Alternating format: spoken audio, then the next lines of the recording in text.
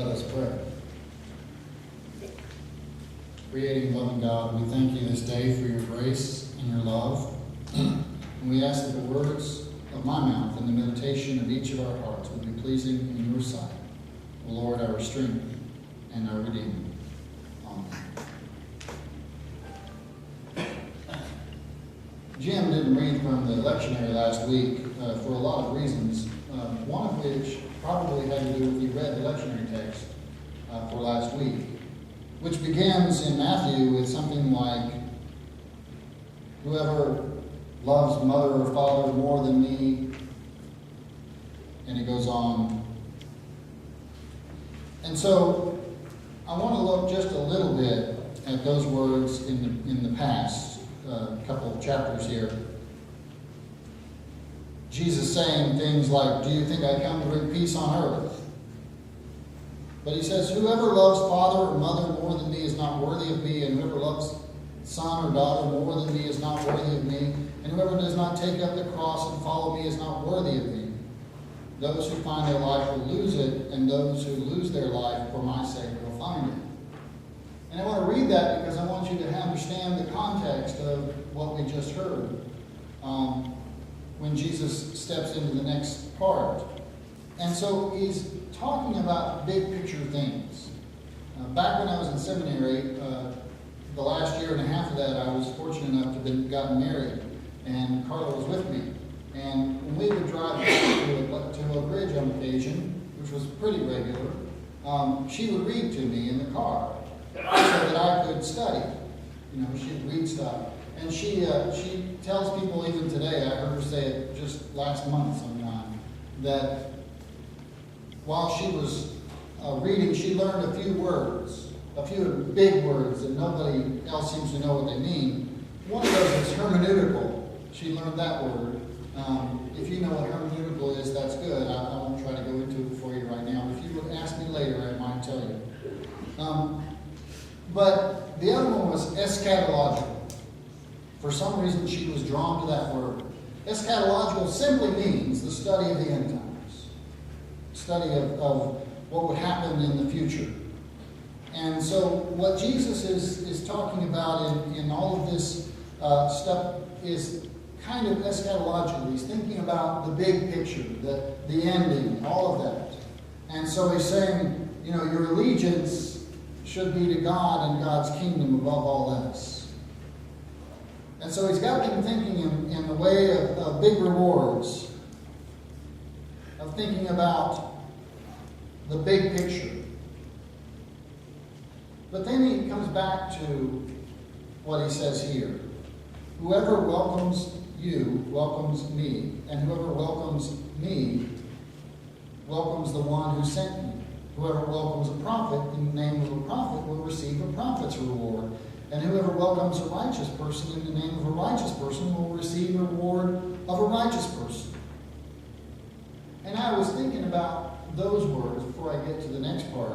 And it dawned on me that he's kind of shifting gears here. He's saying, look, there's a lot of things I've been trying to teach you that are big picture things. A lot of things that I've been trying to teach you that are way out in the future.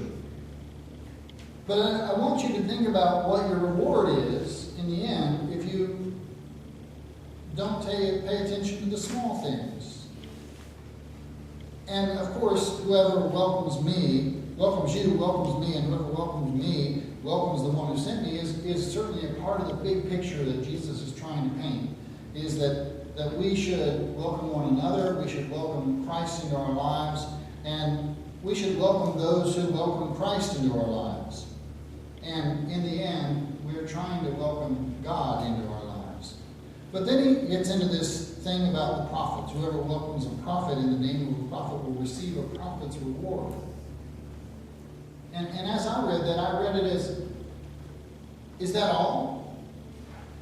You know, is that really all it's all about? No, it's not about that. It's bigger than that. The reward we hope for is greater than just being rewarded by some prophet or whatever a prophet's reward really is. Then it says, Whoever welcomes a righteous person in the name of a righteous person will receive a reward of the righteous. And is that all there is? Paul talks to us about, he's debating with the congregation and saying to them, some of you announced that you were baptized by me, and some of you have been baptized by Apollos, and some have been baptized by this one and that one, and you start to take on that person as the one you are championing. And he tries to teach them that no, you need to understand you were all baptized, no matter who baptized you, in the name of the Father, Son, and Holy Spirit, and that your goal is not to be a part of a small group, but to be a part of the big group, to be a part of the kingdom of God. And then Jesus speaks to us about how hard it is to love the unlovable, to love our enemies. He says that no matter how easy it is, it's very easy to love those that already love you. Isn't it? Those that love you and treat you good, treat you well, treat you like you're special, isn't it easy to love those?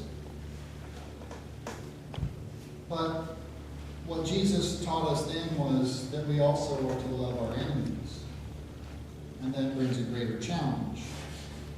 And so as I put those in the back of my head, and I'm thinking about this last sentence, and whoever gives even a cup of cold water to one of these little ones in the name of a disciple, truly I tell you, none of these will lose their reward.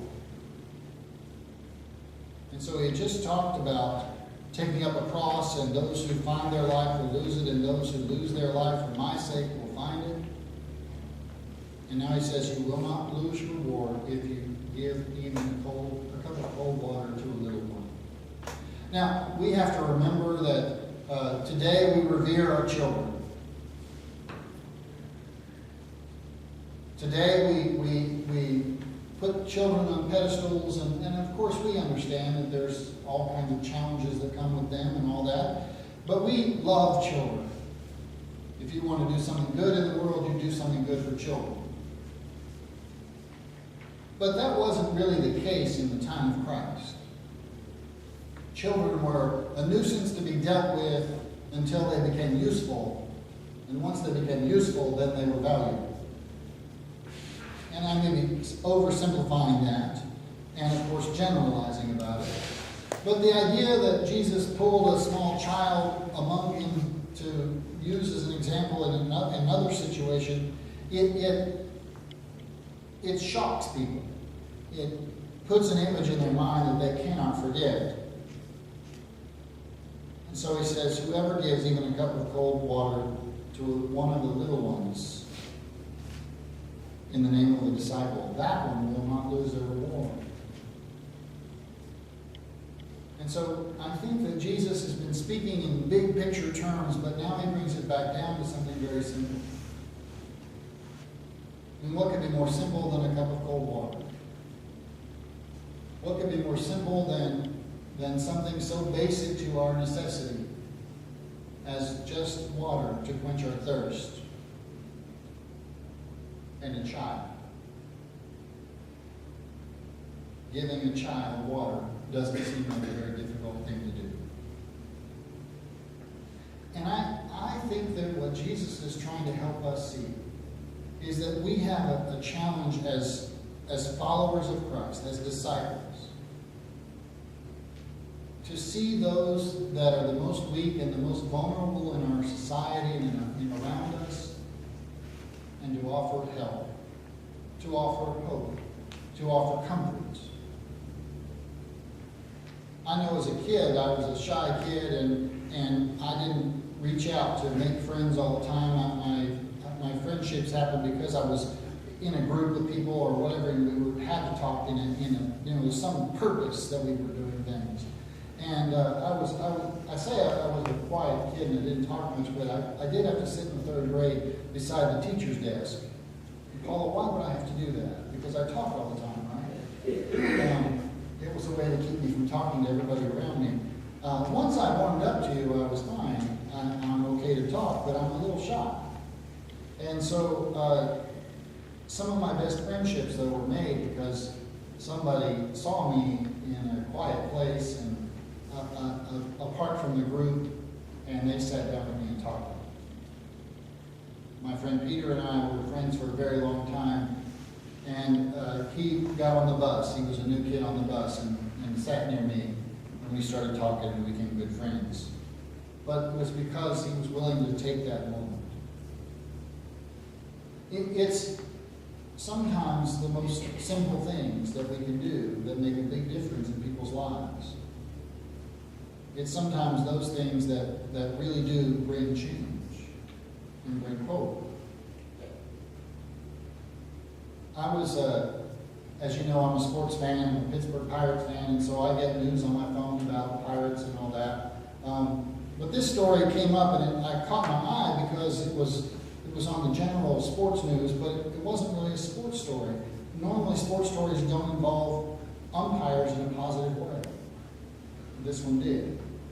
This one, the umpire was walking across the Roberto Clemente Bridge, and that is the bridge that is a normal bridge over the river in Pittsburgh, but it's during baseball games they close the bridge down and it becomes a walking bridge, and it's a big yellow bridge, and it's a part of the scenery from the stadium. And about 3 o'clock the afternoon, or just in this past week, an umpire who was on his way to the game was walking across that bridge, and he noticed someone on the other side of the rail on the bridge. And he saw the woman. He talked to the first person he saw, and he said, do you know that person? And they said no. And he walked over to her, and he asked her, what are you doing? And she said, I just wanted to see what the city looked like from over here.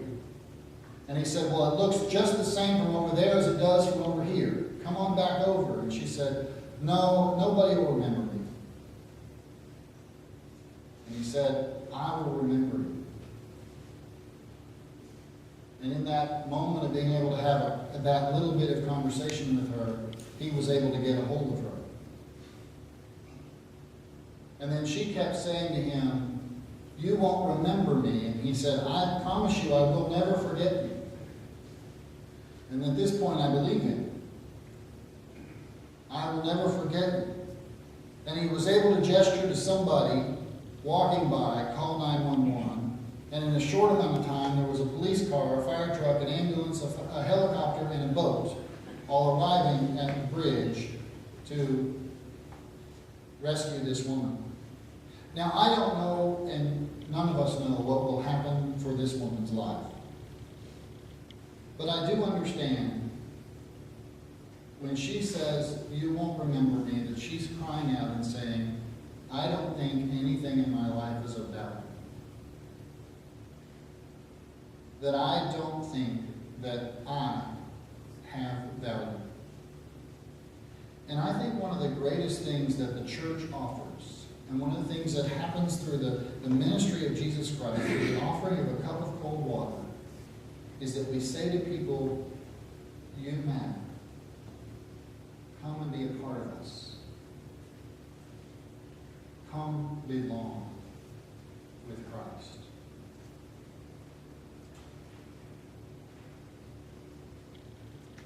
A disclaimer here that not only do I not know what happened to this woman in the future, I also don't mean to oversimplify the complexities of suicide.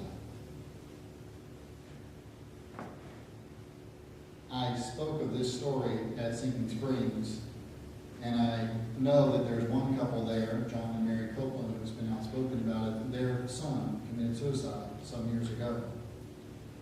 But what I didn't know was that another person there came up to me after the service and said, this has been a very hard week. My cousin, whom we've been praying for, his wife committed suicide. So I understand that it's a complex thing. We don't ever know fully what's in a person's mind. But what I do hear regularly is that a person who comes to that place in their life often does it because they don't feel that there's any hope. And our challenge as the church is to offer hope to a hurting world. And it doesn't have to be in the grandest of scales. It can sometimes be in the most simple gesture of just calling somebody up and saying, hey, let's go to lunch for no reason. Or, you look interesting. I'd like to meet you. Or just offering a cup of cold water to a little one. I think what Jesus is trying to help us understand is that our reward in the kingdom of heaven comes in the smallest of ways. But it comes from the biggest of hearts. Mother Teresa said that we cannot all do great things. And I wish I could get the quote right. I need to get it right. I didn't plan on it. But that we can do small things with great love. And that's a challenge to us all. We cannot all accomplish the great things in life. But we can do small things and have great love and do. And I think that we will find our reward is in heaven. Our reward is with God. Our reward is greater than just being a good person. Our reward is in the love of Christ. Let us pray. Creating and loving God, we thank you this day for your heart. We thank you for the ways that you offer us hope. We thank you for the ways that you give us a chance to serve you. We ask you to let us always be vigilant in sharing your love, to always be aware of those around us who might need a simple cup of water. In the name of your Son, Jesus Christ, we pray. Amen.